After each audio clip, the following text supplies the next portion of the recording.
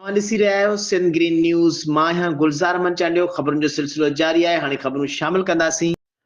ठटे खां अकबर दिलवानी जी रिपोर्ट मुताबिक़ ख़ैबर पख्तूनख्वा जो गवर्नर फैसल करीम कुंडी जी शिराज़ी हाउस ठटे ते आमद शिराज़ी भाउरनि सां मुलाक़ात। गवर्नर पारां शिराज़ी हाउस ठटे ते पहुचण ते संदसि शुक्रियो अदा कयो वियो। तफ़सील मूजिबि ख़ैबर पख्तूनख्वा जे गवर्नर फैसल करीम कुंडी शिराज़ी हाउस ठटे ते पहुची अॻूणे ज़िले नादिम सैयद शफ़क़त हुसैन शाह शिराज़ी, सूबाई वज़ीर सैयद रियाद हुसैन शाह शिराज़ी, अॻूणे MPA सैयद अमीर हैदर शाह शिराज़ी, सैयद तनवीर हैदर शाह शिराज़ी, सैयद इज़हार हुसैन शाह शिराज़ी, सैयद ज़वार अयाज़ शाह शिराज़ी ऐं ॿियनि सां मुलाक़ात कई, जिते शिराज़ी भाउरनि पारां आयल महिमाननि गवर्नर ख़ैबर पख्तूनख्वा जो मानाइतो इस्तक़बाल करे खेसि सिंध जी सक़ाफ़त लुंगियूं पहिरायूं।